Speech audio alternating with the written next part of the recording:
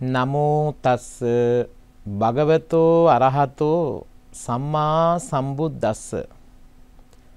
வசந்தம் தொலைக்காட்சி நேர்கள் அனைவருக்கும் அன்பார்ந்த காலை வணக்கம். அன்பார்ந்த புண்ணியவான்களே, பௌத்த தர்மத்திலே பூஜைகள் கிடையாது. புதனுடைய போதனைகளே பூஜைகள் கிடையாது, பிரார்த்தனைகள் அதிகமாக கிடையாது, முயற்சி தான். அப்போ நீங்கள் நினைக்கலாம், சாது அவர்களே, பௌத்த தர்மத்திலே பூ வைத்து வணங்குகிறார்கள், ஊதுபத்தி பற்ற வைத்து வணங்குகிறார்கள், சிலையை வணங்குகிறார்கள், அதிகமான பூஜைகள் இருக்கின்றது என்று. ஆம், உண்மைதான். கௌதம புத்த பகவான் பிறந்து வளர்ந்து வாழ்ந்து ஞானம் பெற்று தர்மத்தை போதித்து 80வது வயதிலே பரிநிர்வாணம் அடைகின்றார். கௌதம புத்த பகவான் பரிநிர்வாணம் அடைந்து 500 வருடங்களுக்கு பிறகுதான் இந்த பூஜைகள் வருகின்றது. ஏன்? கௌதம புத்த பகவானுக்கு மரியாதை செலுத்துவதற்கு, உயர்ந்த மரியாதை. அப்பொழுது அதிகமாக புத்த பகவானுடைய சிலைக்கு முன்னால் பூ வைத்து வணங்குவார்கள். இந்த புஷ்பத்தை வைத்து வணங்குகிறார்கள்.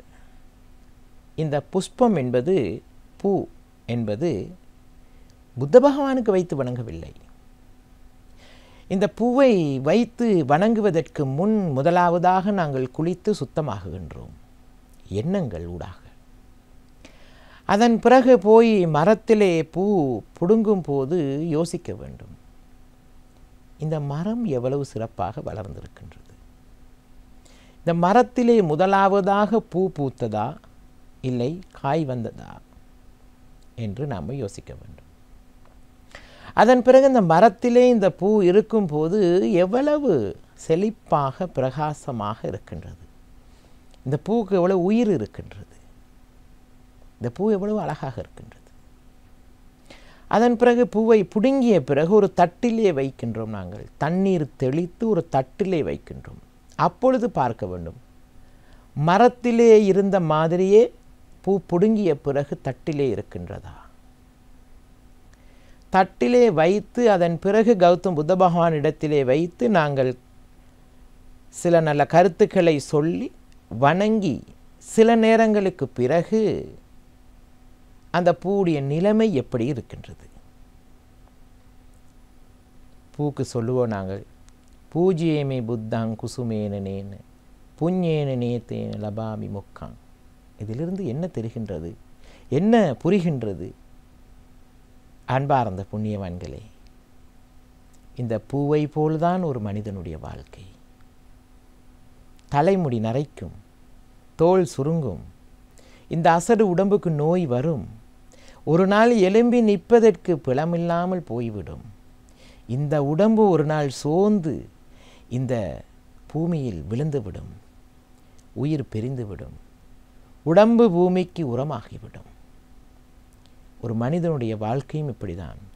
ஒரு பூ எப்படி மரத்தில் இருக்கும்போது அழகாக இருக்கின்றதோ, உயிர் தெளித்து இருக்கின்றதோ, புடுங்கிய பிறகு தண்ணீர் தெளித்து வைத்து வணங்கிய பிறகு சில நேரங்களுக்கு பிறகு அந்த பூ எப்படி வாடிவிட்டதோ, அப்படிதான் இந்த உடம்பும் ஒரு நாள் வாடி போய்விடும், மயங்கிவிடும், கீழே விழுந்துவிடும். மரண படுக்கையில் அவ்வளவு வேதனைகளையும் அனுபவிக்க வேண்டி வரும். என்னென்ன வேதனைகள் அனுபவிக்க வேண்டி வரும் என்பதை நீங்கள் வாழ்க்கையில் செய்யும் செயல்களை வைத்து உங்களுக்கே தெரியும். இறுதி மரணப்படுக்கையின் வேதனை எப்படி இருக்கும் என்று சொல்லி. ஆகையால் வசந்தம் தொலைக்காட்சி நேர்களே, இந்த வாழ்க்கை என்பது அவ்வளவு அழகானது. அதை புரிந்து வாழுங்கள், புரியாமல் வாழக்கூடாது. புரியாமல் வாழ்ந்தால் அந்த வாழ்க்கை அர்த்தம் இல்லாமல் போய்விடும். சிந்தியுங்கள், ஒவ்வொரு நிமிடமும் உங்களுக்கானது. யோசியுங்கள், வாழ்க்கை சிறப்பாக இருக்கும். நன்றி கூறி விடைபெறுகின்றேன். வணக்கம். ஓம் பரமனை மதித்திடா பங்கையாசனன் ஒருதலை கிள்ளியே குளிந்த வானவன் குருதியும் மகந்தையும் கொண்டு தண்டமும் புரி தரு படுகனை போற்றி செய்குவான். ஓம் நமச்சிவாய. மேன்மைகள் சைவநீதி விளங்குக உலகமெல்லாம். நோயற்ற வாழ்வே குறைவற்ற செல்வம். அந்த நோய் நொடிகள் இல்லாத வாழ்வு இந்த உலக மக்கள் எல்லோரும் வாழ வேண்டும் என்று கலியுகத்தின் காந்தமலை ஜோதியாகிய சபரிமலை சுவாமி ஐயப்பனுடைய திருவடிகளை சிறந்தாழ்த்தி வசந்தம் தொலைக்காட்சி நேயர்கள் அனைவருக்கும் சர்வதேச இந்து மத குருபீடம் அகில இலங்கை சபரிமலை ஸ்ரீ சாஸ்தாபுரத்தின் சார்பில் இனிய காலை வணக்கங்களும் நல்லாசிகளும்.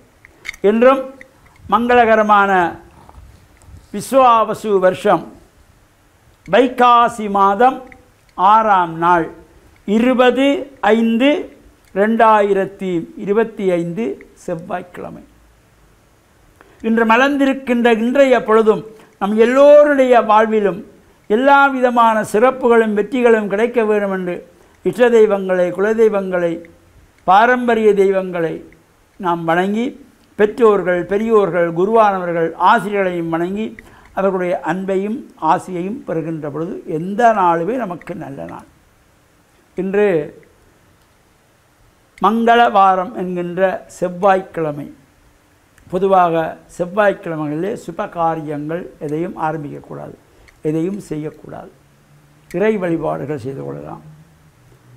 செவ்வாய்க்கிழமைகளிலே ராகுவார நேரத்திலே துர்க்கை அம்பாள் சன்னிதானம் உள்ள ஆலயங்களிலே கண்டிப்பாக இந்த ராகு கால துர்கா பூஜை செய்யப்பட வேண்டும். நாம் பேருக்காக அந்த கோயிலை வைத்திருக்கிறார்கள் துர்க்கையை, இந்த கோயிலை வைத்திருக்கிறார்கள் எங்கள் கோயிலை வைக்க வேண்டும் என்று வைத்தால் மட்டும் போதாது, அதற்குரிய சிறப்பு நாட்களை அனுசரித்து அவற்றுக்கு சிறப்பான அபிஷேகங்கள் செய்ய வேண்டிய கடமை ஆலய நிர்வாகஸ்தர்களுக்கும் ஆலய குருவாயிருக்கிறவர்களுக்கும் உண்டு. சுவாமியை மட்டும் வைத்தால் போதாது, அதற்குரிய சிறப்பு நாட்களை செய்ய வேண்டும். அதே போல் இன்று தேய்பிறை அஷ்டமி. இந்த தேய்பிறை அஷ்டமியிலே பைரவப் பெருமானுக்கு வழிபாடு. பைரவப் பெருமானுக்கு செவ்வாய்க்கிழமையும் சிறப்பு, அதிலே தேய்பிறை அஷ்டமியும் வந்திருக்கிறது, இரட்டிப்பான சிறப்பு. இந்த பைரவப் பெருமானுக்கு வடமாலை சாத்தி பொங்கல் வைத்து வழிபாடு செய்வதோடு நெய் விளக்கு ஏற்றி வைத்து பிரார்த்தனைகள் செய்கின்ற பொழுது இந்த பைரவருடைய அனுக்கிரகம்,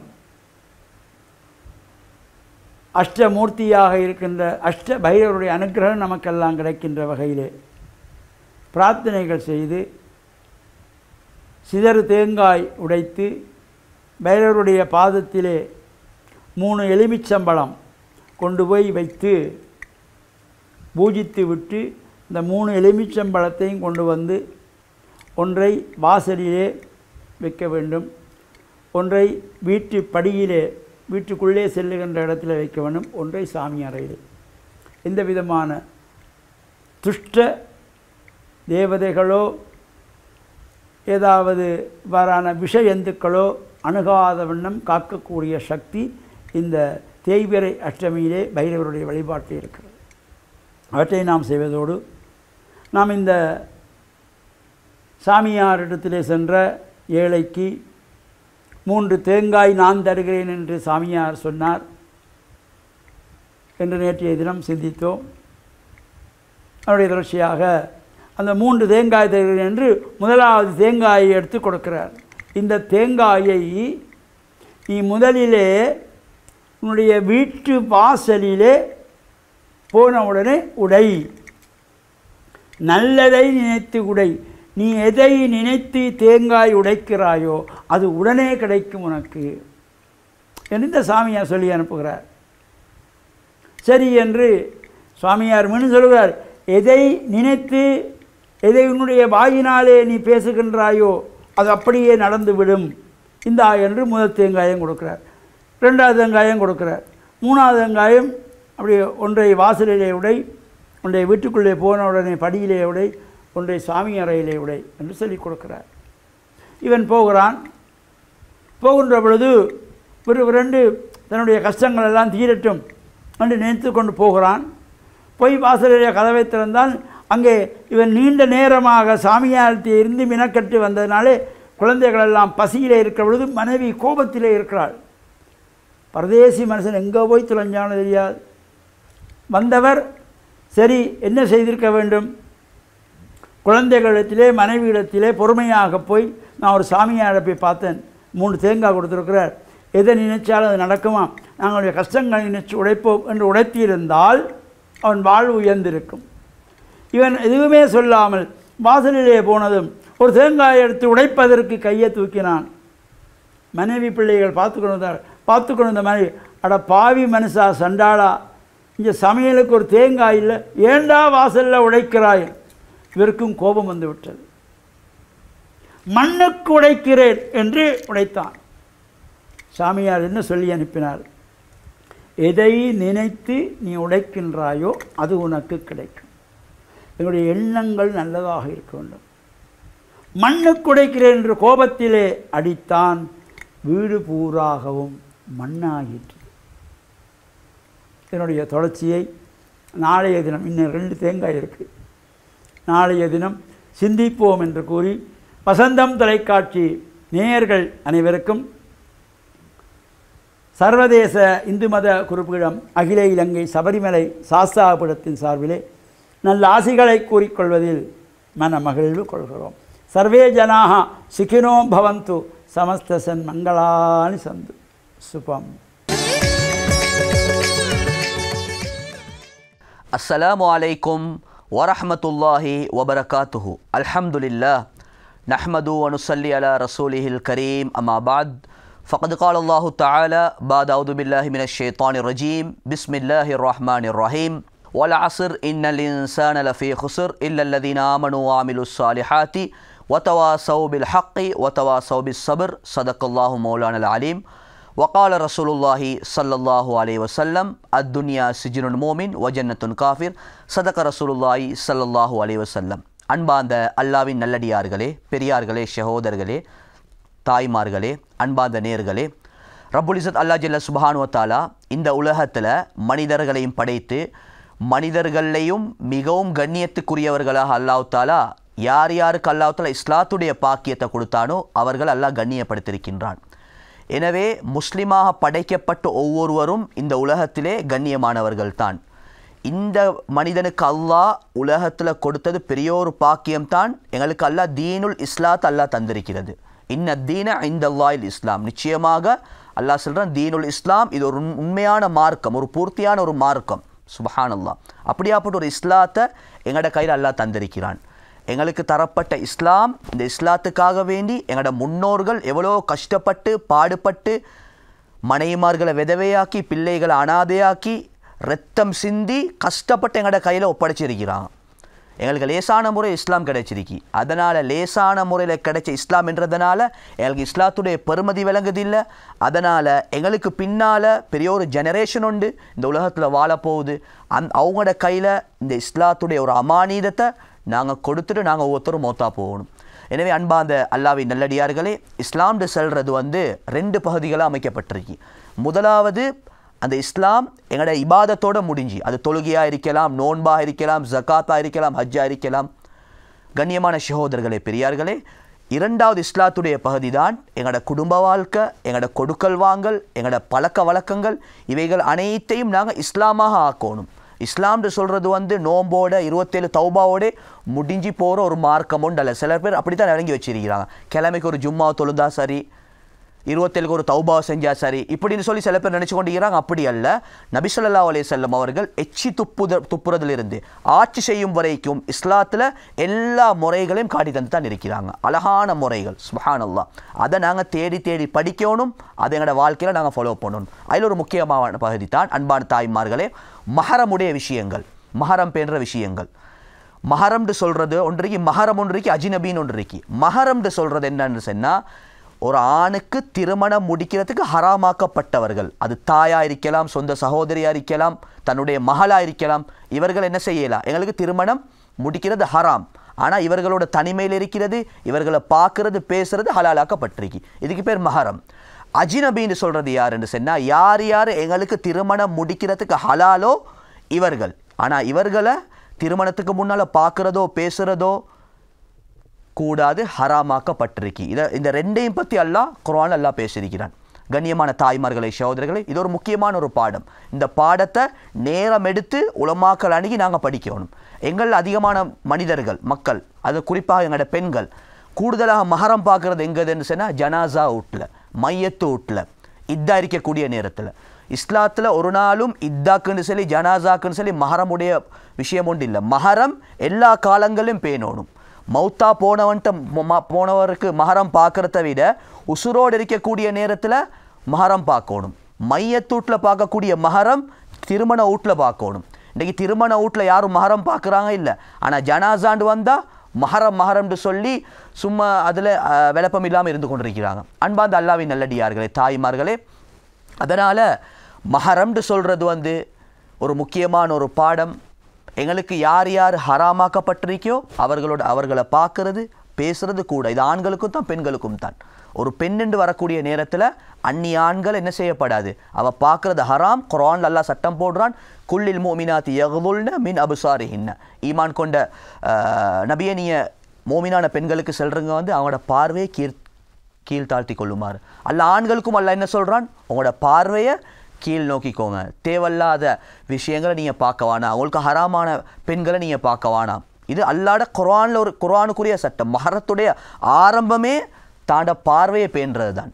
யார் தாண்ட பார்வையை பேணுற விஷயத்தில் பேணுதல் இல்லாமல் பக்குவம் இல்லாமல் இருப்பாங்களோ அல்லாஹ் இபாதத்தில் ருசி அல்லாஹ் கலட்டி எடுத்துருவான். இன்றைக்கு எங்களோட சமுதாயத்துக்கு மத்தியில் பார்க்குறோம், மஹரமுடைய விஷயங்கள் ஜனாசா வீட்டில் பார்த்த மஹரங்கள் ஏனைய இடங்களில் பார்க்குறாங்க இல்லை.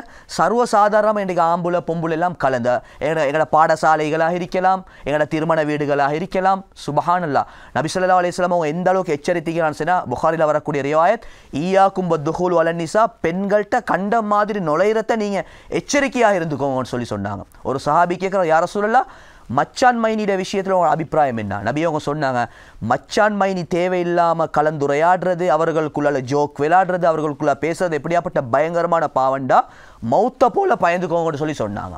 இன்றைக்கு எங்களோட மக்களுக்கு அது விளங்குது இல்லை. நாங்கள் கூட்டாளி மாதிரி தானே பல எங்களோட உள்ளம் சுத்தம் தானே. உங்களோட உள்ளத்துக்கு பார்க்க நபியுடைய ஹதீஸ் சுத்தம். சஹாபி பெண்மணிகள் பரிசுத்தமான பெண்கள். அந்த பரிசுத்தமான பெண்களுக்கு கூட அல்லாஹ் எப்படி ஆர்டர் போடுறான், இதா சஅல்துமூன மதான் ஃபஸ்அலூன மின் வராஇ ஹிஜாப். அந்த காலத்து சஹாபாக்களுக்கு அல்லாஹ் சொல்கிறான், பெண்களோட தேவையான விஷயம் பேசணுமா, தேவையான விஷயங்களை கேட்டு படிக்கணுமா, திரைக்கு பின்னாலேந்து கேளுங்கன்னு சொல்லி அல்லாஹ் அந்த பரிசுத்தமான ஆண்களுக்கே பெண்களுக்கே சட்டம் போடுறான்னு சொன்னால், அவங்களோட பரிசுத்தமானாக்களை நாங்கள் அப்போ எங்களுக்கு எப்படி எங்களோட உள்ளம் சுத்தம்னு சொல்லும். ஒரு ஆண் பெண்டு வரக்கூடிய நேரத்தில் கெட்ட சிந்தனைகள், மோசமான எண்ணங்கள் வரத்தான் செய்யும். அதுலேருந்து எங்களையே நாங்கள் பாதுகாத்து கொள்ள வேண்டும்.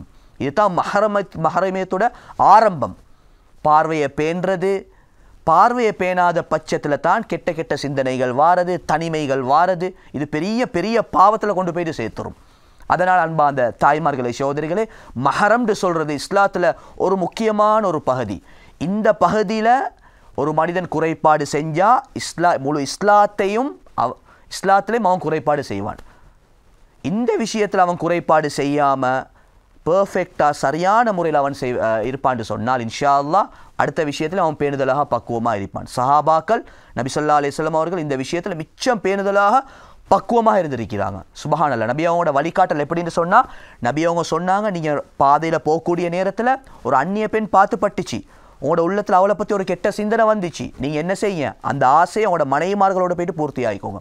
இந்த அளவுக்கு வழிகாட்டிருக்கிறாங்க. எனவே கண்ணியமான சகோதரர்களே, பெரியார்களே, இஸ்லாம்னு சொல்கிறது ஒரு அழகான மார்க்கம். அது தொழுகையோட, நோன்போட, ஜக்காத்தோட முடிஞ்சு போகிற ஒரு மார்க்கம் ஒன்று இல்லை.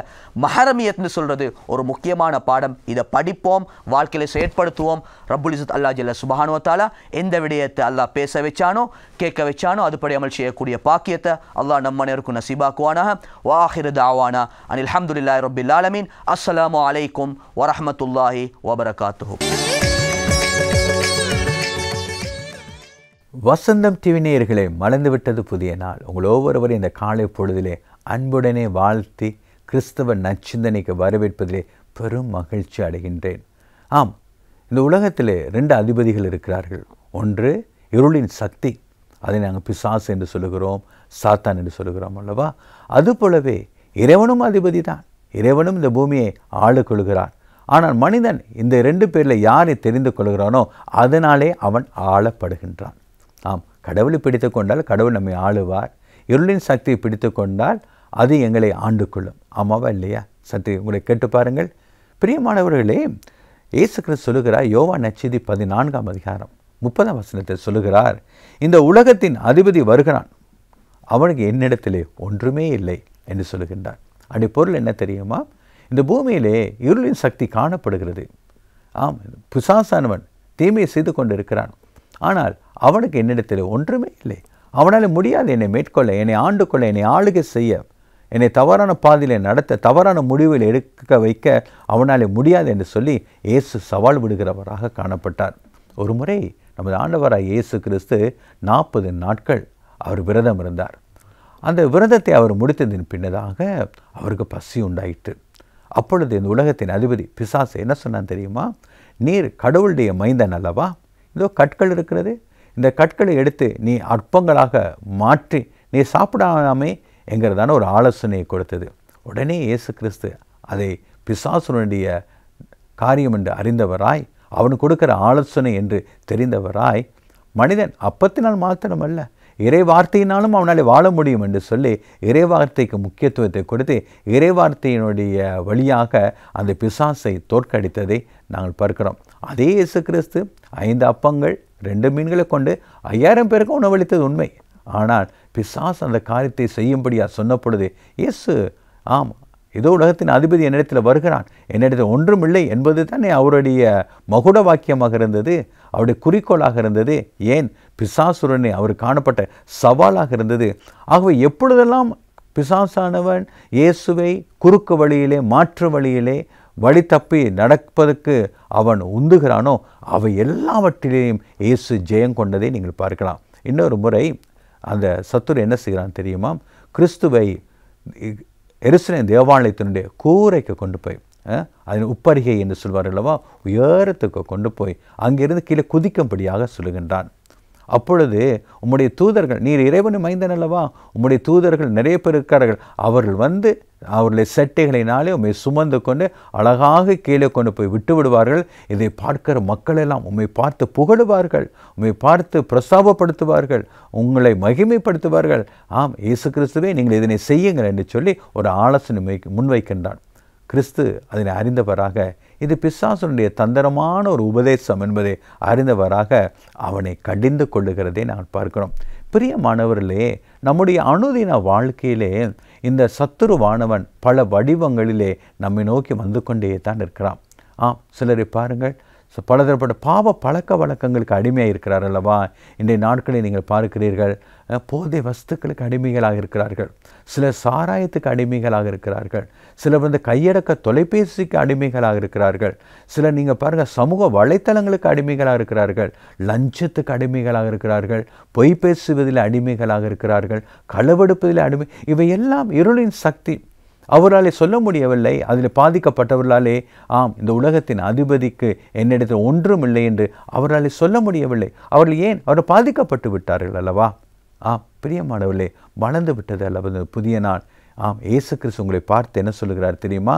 நான் இருக்கின்றேன் அல்லவா மனிதா, நான் உதவி செய்ய நான் இருக்கின்றேன், நீ என்னிடத்தில் வந்துவிடு, உன் வாழ்க்கையை என்னிடத்தில் தந்துவிடு, நான் உனக்கு உதவி செய்வேன் என்று சொல்லுகிறார். பிரியமானவர்களே, இந்த உலகத்தின் அதிபதியை ஜெயித்த இயேசு நமக்குள் இருக்கும் பொழுது அவர் நமக்குள் இருந்து உதவி செய்வார் அந்த பிசாசுனுடைய கிரிகளை மேற்கொள்வதற்கு.